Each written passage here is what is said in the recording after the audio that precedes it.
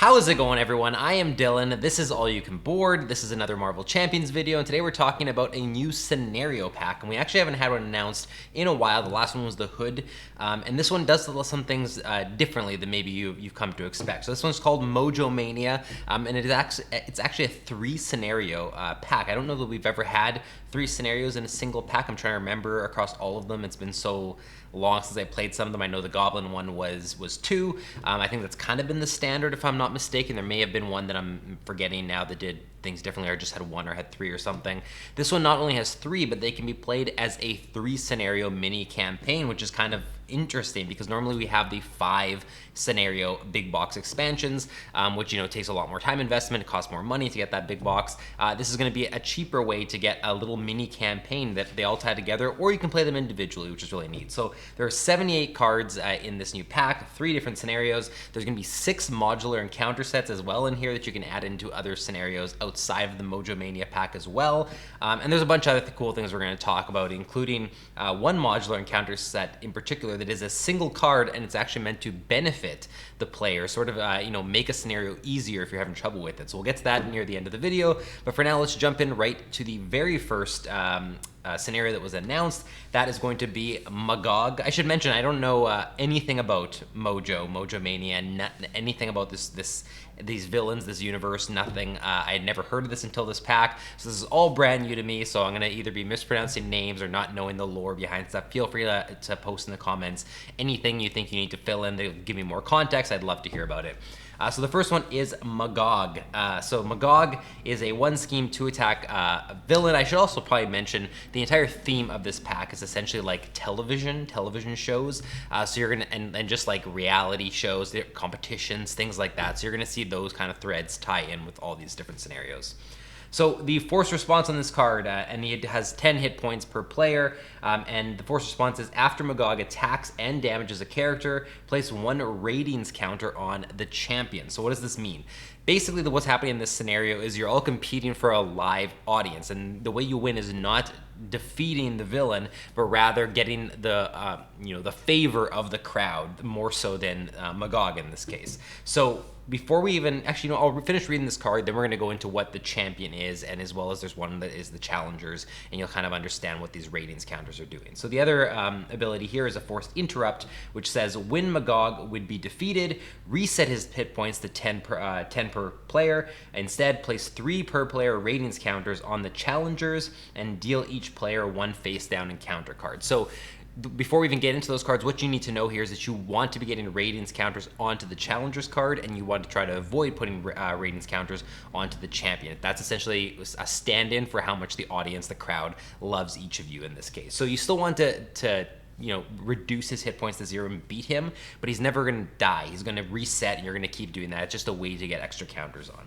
All right, so let's get into the champion, the first environment we're going to talk about here to help you understand what's going on here. So the champion is the environment that is going towards MaGog, and it specifically says if there are at least 5 per player ratings counters here, flip this environment without removing ratings counters. So again, you're hoping to not hit that threshold, trying to reduce the amount of counters that are added to this environment specifically. Otherwise, it's going to flip to the other side, which is going to be where you have a chance to lose the game. So on the other side of that card, we have the cheering crowd version. You'll notice the side we just looked at was the booing crowd. This is basically if MaGog, if the champion is doing really well, he's going to get this card flipped over to this side, which says underdogs force response after the champion flips to this side. Each player draws a card, so you are going to get a benefit from this being flipped over to this side. However, then it also says if there are at least 10 per player ratings counters here, MaGog wins again, and the players lose the game. So you basically want to try to avoid this flipping, but if it does flip, you want to try your absolute best to avoid adding too many counters here in the same way that you would manage threat on a scheme. This is how you're going to lose the game specifically. So then there's also, of course, the Challenger's environment. This is your environment card.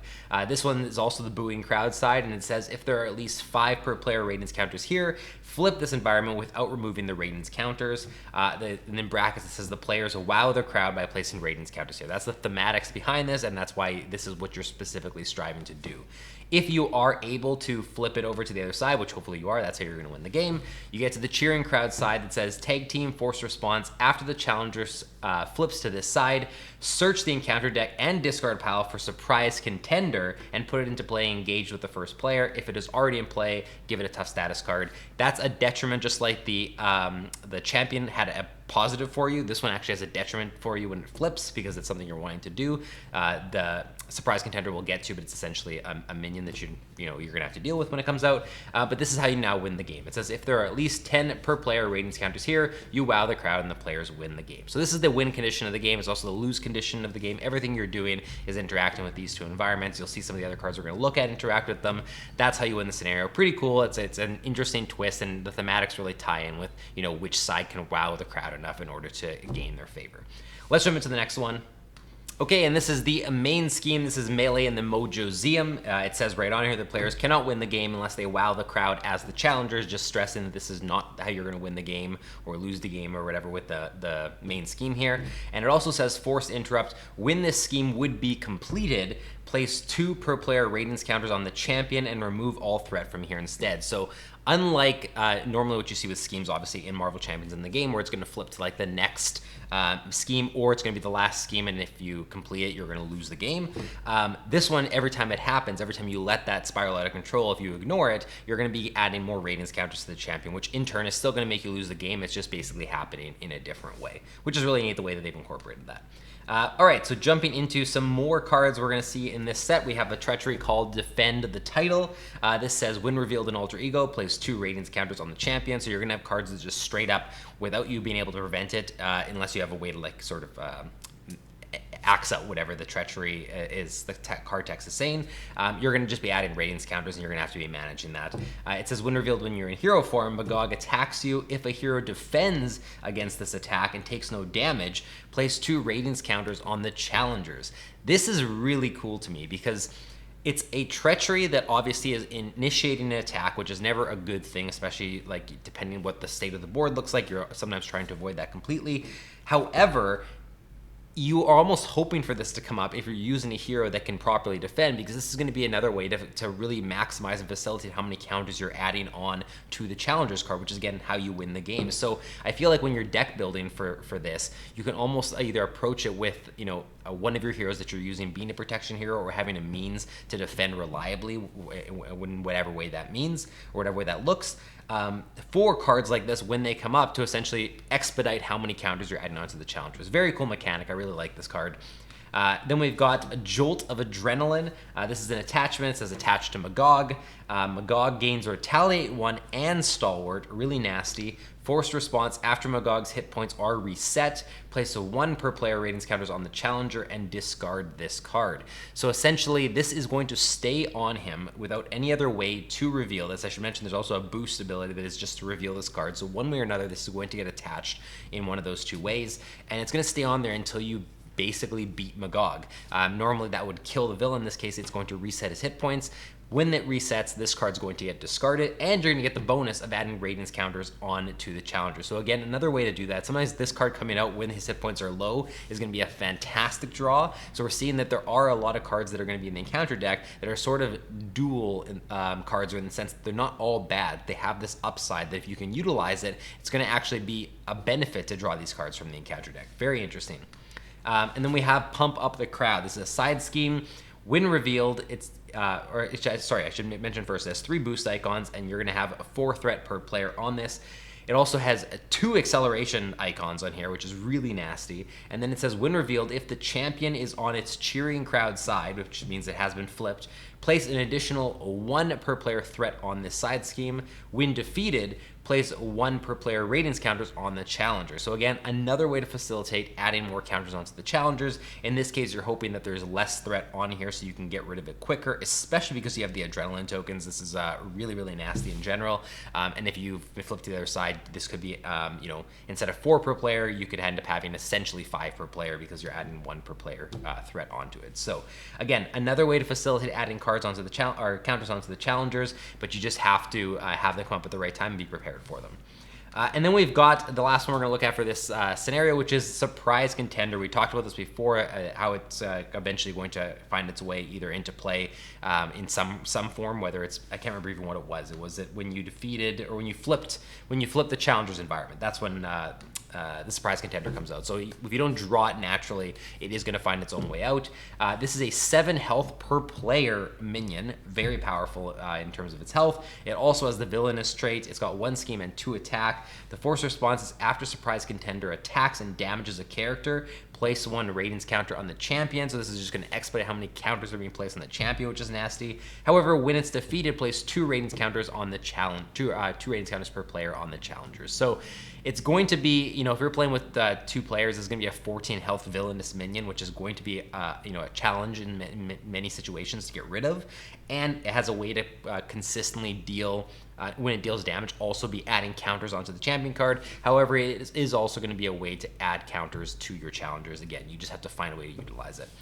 That's it for this scenario. Basically, what we're seeing here is that every single card that we're looking at that's in the encounter deck here kind of has this dual side to it, where yes, it has this bad ability as we come to expect from them, but it also has a way for you to add counters to the challengers, which is the only way you're going to win this scenario. So if you're not finding ways to constantly reset the villain's hit points, MaGog's hit points, by beating him constantly to add counters to the challengers, you're going to be wanting to utilize these cards to be able to get there quicker. Very interesting dynamic. Really excited to play it myself and see how it all plays out, but a cool introductory scenario in this pack for sure.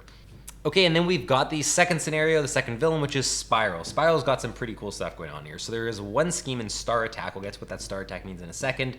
And it also says this is the escaped version of Spiral, which I should mention. It's really important because there's also going to be a cornered version, which is kind of what you're trying to do in this scenario, is corner her. But the ability here says Spiral cannot take damage, cannot be stunned, and threat cannot be removed from the main scheme. Essentially, everything you'd want to do in a Marvel Champions scenario to win, you can't do when Spiral is out and Spiral is the main villain. So you might be wondering, well, how on earth am I winning this scenario? What am I doing? We'll get to that in a second. Her other ability that I should mention that applies to the star that I talked about says when Spiral would attack, she schemes instead. So essentially, you're not taking attacks from Spiral. She is only going to be scheming. But remember, you cannot remove threat from the main scheme, which means that the more that adds up, the more it's just going to spiral out of control, and you're not going to be able to do anything about it.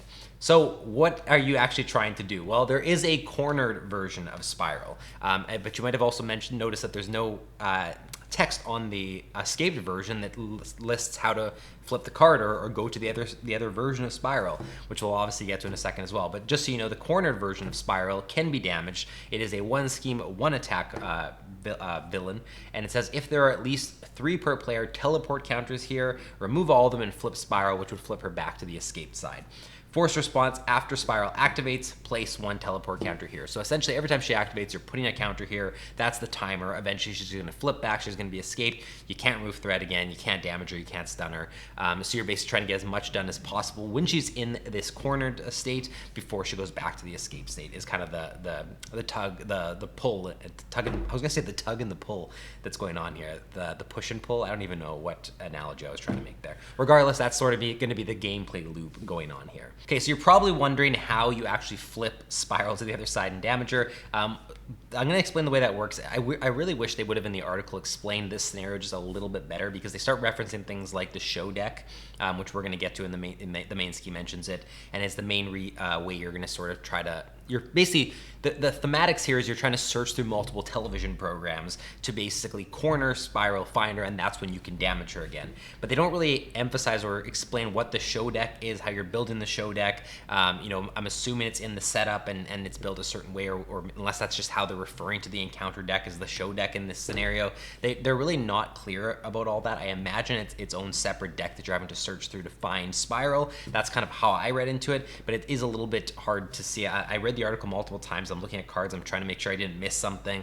If someone wants to post in the comments if there's something I did miss to kind of clarify this a little bit more, feel free. But otherwise, we're going to jump into the main scheme here, which will start to reference the show deck, and then you'll start to get an idea of how this all pieces together. So the main scheme is across the Mojoverse. It's got 15 threat per player as the threshold that you have to reach. The forced interrupt here is when a show environment would be discarded, place it on the bottom of the show deck instead.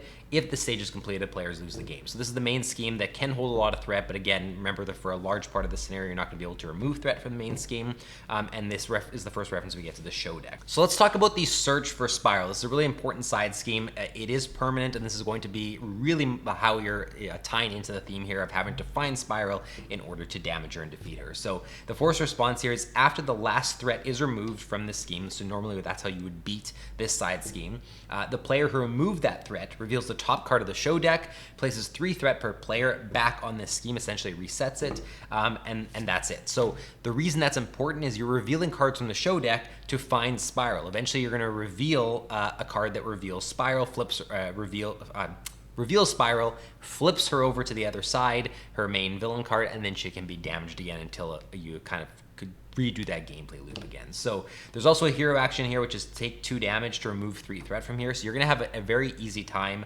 removing threat from here, even if you don't have a Justice ally or Justice character, for instance. Just taking 2 damage is going to essentially remove 3 of the threat from here, which if you're playing solo, that's the entirety of the threat that's on here. So you can basically take 2 damage every single turn to reveal the top card of the show deck. Otherwise, it's half if you played with 2 players and so on. But you probably won't have trouble overall removing threat from this scheme. So this is basically the gameplay loop that's happening in the scenario. You're searching for Spiral to be able to damage her. Once she flips back to the other side, she's escaped, she's back in the television programs, and you're having to go through the show deck again to find her. And then, of course, we have the Treachery Cornered. This is where Spiral gets revealed. So it says, when revealed, flip Spiral to her cornered side. This will cause her when revealed text, if any, to resolve. Reveal the top card of the show deck. Shuffle this card into the show deck. This effect cannot be canceled. So basically, the main thing you have to take away, you have to realize here is that this is what you're trying to do, what you're trying to accomplish in order to be able to damage Spiral and then obviously win the scenario. Honestly, all of this is a bit more convoluted than I would have liked, and I'm sure in practice, and even now that I'm sort of wrapping my head around it, having read this article multiple times in these cards, I know that it's not going to be as complicated in practice when you're actually playing. But in terms of a preview article trying to explain, I feel like this scenario is the one that needed the most explanation to kind of really drive home all the unique stuff that's going on here and what you're going to be doing. It's not that complicated. I just think that they probably explains it in a way that makes it seem a little bit more complicated. But again, essentially, you have a villain that is permanent and cannot be damaged, and you cannot remove threat from the main scheme. You need that villain to flip to be able to actually win the game and do what you normally do in a Marvel Champions scenario. To do that, you have to reveal cards from the show deck until you find Cornered to corner her, and then you can damage her as normal, and then you just kind of go through that loop over and over again. That is how I understand it. If I've screwed any of that up, let me know in the comments, but I think that's basically what's going on here. Okay, and then of course the last scenario is Mojo himself, and this is the final of the 3 scenario campaign we have. This is a 2 scheme, 1 attack villain that has 16 health per player. Force response hero. After your turn ends, discard the top 3 cards of the encounter deck. Place 1 threat on your hero. For each card discarded this way that does not belong to the Mojo encounter set. So we'll get into this before. We've seen this before where it kind of plays on modular encounter sets being added in and you know which cards are coming up will trigger different things. That's kind of what's at play here, but the big takeaway here, the big thing to note is that that threat is getting added onto your hero, not onto a scheme. If you're wondering why that is and what happens, we'll get to that in a second, and it'll start to make more sense, but that's the bigger thing to note here. So going into some of the next cards, we'll start to understand what is at play in this scenario. This is Mojo Mania, the main scheme. When revealed, choose 1 set-aside encounter set at random, reveal its show environment, and shuffle its remaining cards into the encounter deck. So we've seen this kind of play with encounter sets in the hood. That's kind of what's coming back here. It's interesting that we got 2 kind of back-to-back scenario packs that are utilizing this. It's just an interesting mechanic, and it puts an emphasis on modular encounter sets, which is a way to add variety to the game, which I like. But essentially, it's each of these encounter sets should have a show environment as well as a regular set of cards. The show environment's hidden play, and all the other cards from this encounter set are being shuffled into the deck. And if you remember when we talked about on Mojo, it specifically said you're going to add 1 threat on your hero for each card discarded this way that does not belong to the Mojo encounter set. So the more of these modular encounter sets you add in, the better chance there is that when you discard those 3 cards, you might be straight up adding 3 threat onto your character. So that's kind of why you want to try to avoid adding these in, let alone you're also getting these show environments into play, which we'll get to in a second. And each one has a theme of a TV genre, which is my favorite part, honestly, of this scenario, maybe the entire pack as a whole. We'll get to those in a second as well. The other ability here is Forced Interrupt. When a character flips or leaves play, so essentially if you go to alter ego to hero or it dies completely, move all threat from that character to this scheme. That is why the threat going onto the player, the hero, is important, because it's going to eventually get moved over just from you simply flipping to alter ego or hero form, which means now you're going to have to be a lot more careful when you flip, or maybe you want to be flipping more often in that case, so you're not building up 10 threat on your hero and then flipping and in one fell swoop adding 10 threat onto this main scheme, which maybe is harder to deal with. You're going to kind of have to maneuver that depending on how you've built your deck and how easy it is for you to remove threat. But it's an interesting mechanic, and then of course if this stage is completed, the players lose the game. It does have a threshold of 25 threat per player, so you can have a lot of threat on here, but I imagine it's also going to have threat build up pretty quickly because of all the mechanics that are at play here. Okay, so then we have the Wheel of Genres. This is an environment. This is the TV genres, this is what they're referring to here. The forced response in this environment is after the encounter deck resets, so essentially after you run out of cards in the encounter deck, which you're going through quicker because you're discarding cards off the top.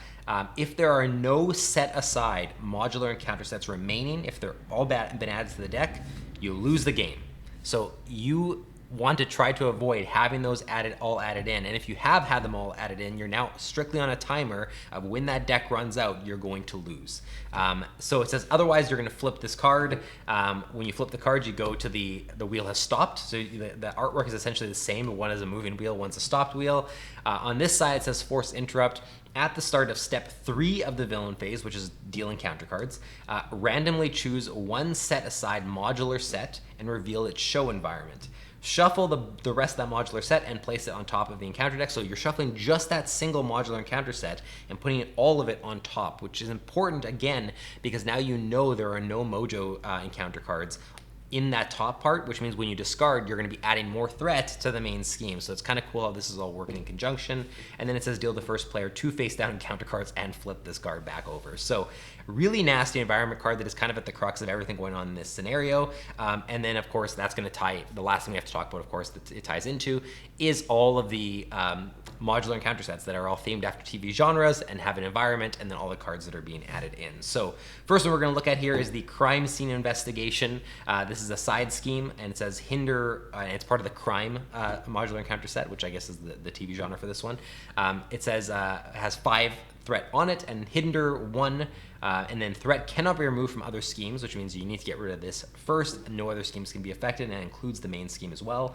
Hero action, spend X mind resources, remove X threat from this scheme. So not super hard to get rid of necessarily, but again, it depends on how many mind resources you have. It depends on what your threat removal looks like in general, but you are going to have to prioritize this. It's more of an annoyance more than anything else. It's not like a major mechanic scheme or whatever like we've seen for some of them. It's really just, I'm going to annoy you with my presence until you get rid of me, and then you can go back to your regularly scheduled program, right? Then we go into Law and Order. This is also a side scheme as part of the Crime modular encounter set. This is Hinder 1. Each friendly character gets -2 attack. Not great if you're wanting to be on the offensive. It's going to really slow you down. And this one is spend X energy resources to remove X threat from this scheme. So kind of the same as what we saw with the crime scene investigation. This one is just hindering you in a different way. But again, and this one doesn't have the effect of other schemes can't be have threat removed, which is a bonus, I guess. Okay, then we go into the fantasy genre. So we were just in the crime genre. This is the fantasy genre. This is my favorite aspect that I think I've seen in this out of the modular encounter sets in the Mojo pack in general, and that is because this adds in the idea of quests. So it is the fantasy genre, obviously. We saw these kind of like side quest type things in the Hela scenario, which is why that ended up being one of my favorite scenarios. This is basically a way to have a side scheme be out there, and if you complete it, you're going to get a positive effect. So it's these kind of side quest things that exist that you can go after to boost your state in the game, to add cards to your hand, whatever the case may be, which I love the idea of. that, you know, taking the focus away from what we're used to in Marvel Champions and giving you this side thing you can deal with that is going to be a benefit if you complete it. So this one does have Surge, which means that it coming out will still surge into something else. It has 6 threat per player on it, but it says when defeated, in player order, each player may search their deck for a card and play that card for free. That is ridiculous. Like, yes, there's a lot of threats removed here, but there's no negative effect on this card. This is simply just, I mean, I guess except for Surge, it's going to surge into something else that could be bad. Besides that, this card by itself is just waiting there for you to claim, and the fact that you can tutor out any card you want from your entire deck and play it for free has the potential to be such a game flip, a game changer. You know, whether that be because you're going to get your most expensive card or just the card that is most ideal for the situation you're in. I don't think we've seen a card do that effect where it's just search for anything and play it for free. Like, that all combined into one ability is just so good that. And on top of that, each player is doing that. It's not just you, it's every single player. So very, very good card. This is sort of the reason that this fantasy genre of modular encounter sets is so interesting to me, is these quests are really good. It's not just there as like, oh yeah, I guess I could do that to draw a single card. No, you can draw whatever card you want to play for free. Excellent card, fetch quest. Then we have Troll. This is another type of quest, and it comes from the fantasy thing in the sense that it's a minion that will have a benefit if you defeat it. This has 0 scheme, but has 2 attack, 7 health, toughness. This minion takes 1 additional damage from each card with a printed mind resource, so it has a way to expedite how you're taking it down. It doesn't have, I mean, the stats aren't really that nasty, and 7 health isn't the worst, so you're probably not going to have too hard of a time getting rid of it, but this is just going to help you get rid of it. And then the when defeated effect is this: the player who defeats this minion may put 1 ally from their discard pile directly into play. Again, awesome ability. You're likely, I mean, hopefully you're timing when you defeat the Troll that you have an ally in your discard pile to put into play, because like to not hit that effect would be so devastating because it's so good. But again, even though it's not a side scheme like we just saw, it's a quest in the sense that when this is in play, yes, the stats aren't that great, and yes, if it's just scheming, it's scheming for 0. But if you go after the Troll, if you take the time to defeat the Troll, you're getting an ally and play for free from your discard pile. Really good card. Then we've got the Dragon. This is the other fantasy card in the 6-card modular encounter set. This is another minion version. It has 4 boost icons on it, just a note, and it has 10 health per player. Really huge minion here. 1 scheme, 3 attack. Honestly, the stats all around are really bad, but retaliate 1 and toughness. Double the amount of damage this minion takes from cards with a printed energy resource, so that can really, really help, especially if you're using heroes that like have a plethora of energy resources, you know, like Captain Marvel, things like that. You'll be able to take this down a lot quicker. But when defeated, each player in the game draws 4 cards. Again, huge deal. If you're the first player, say you're playing multiplayer, you're the first player to go, this almost gives you, you know, whatever you did to take down the dragon, if you're drawing 4 cards, you're almost getting another half turn, potentially another full turn that you get to take. And now every other player who's in the game that hasn't gone yet has an additional 4 cards in their hand to essentially be able to get so much more done. So honestly, Dragon, Troll, and Fetch Quest, even just those 3 cards out of this 6-card set, we haven't even seen the other ones, have me so excited. This is by far my favorite modular encounter set in this pack that we've been shown. It might be one of my favorite modular encounter sets that I've seen in a long time. Again, mostly because it's all beneficial, but also just exciting to the game to have this quest mechanic come back sort of like in the way that it was in the Hela scenario. Really, really like it. And then the last one we're going to talk about, I teased at the start of the video, this is a 1-card encounter set that is only beneficial and is essentially Fantasy Flight's way of, and this is the designer's way of kind of giving you an easy mode. And I don't mean easy mode like this, a single card is going to make the scenario easy, but if you're really struggling with the scenario, this is a modular encounter set you can put in that will essentially reduce the difficulty even if it's marginally. So what this is an ally that is, it's an X-Men ally for you that is only there to help you. It's not anything bad, it's in the encounter deck, but it's not actually going to be a bad thing. So it says, Longshot's attacks gain piercing. It has no, sorry, I should really start at the top here. It has no cost. It has 2 thwart, 2 attack, 3 health.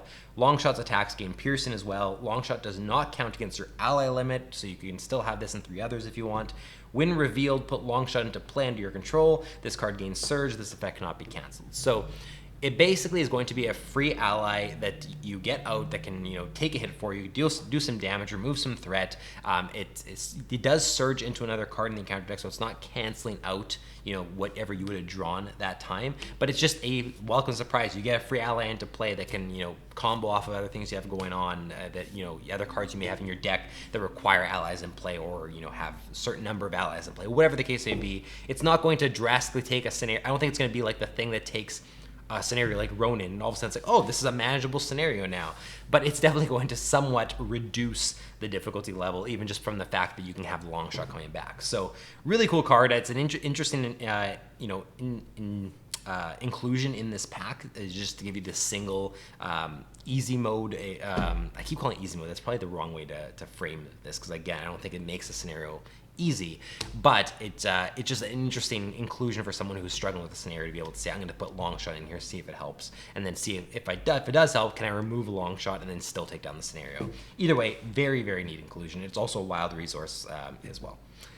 That is it. That's all the cards that were revealed in this pack. This is honestly interesting on multiple levels. It's complicated in some ways. There's a lot of stuff going on here. You're managing environments, you're managing quests with the fantasy modular set. You're managing a bunch of modular sets in general. You have the second scenario, which is a little bit more complex, at least on surface value when you first read it. I think in practice it'll be a little bit easier. There's a lot going on in this pack, so I don't think by any means this is like a pack you're going to start with if you're getting into Marvel Champions. Like, this isn't going to be like you pick up a hero pack and you pick up Mojo Mania. Like, you can do it. It's not gonna be a bad idea necessarily. It's just not gonna be probably the best beginner friendly scenario pack out of all the ones we've been released. My recommendation at this point would probably still be you start with like something like the Green Goblin one rather than starting with Mojo Mania.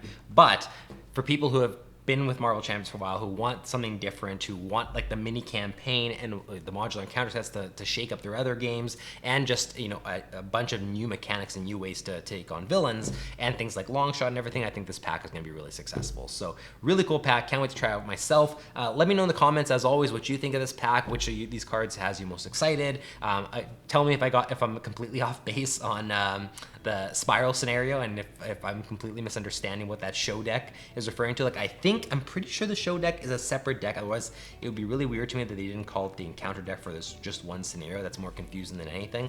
So I just wish they would have stressed, like, are you building the show deck right from the start, or when is the show deck being built?